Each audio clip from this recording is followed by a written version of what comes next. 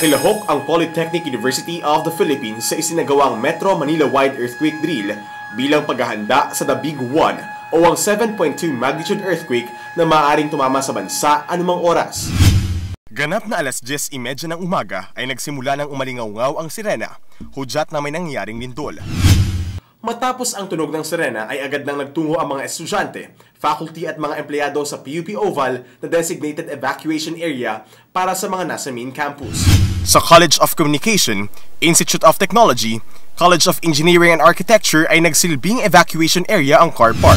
Samantalang nagtungo naman sa harapan ng MH Dolphilar Campus sa Valencia Street ang mga nasa Hasmin Hostel at Graduate School.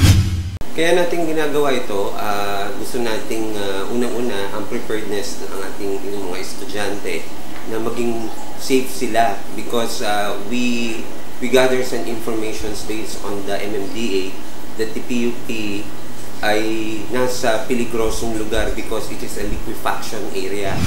May mga ganitong mga drills, tapos creation ng awareness ng mga bata, mababawasan ang casualty.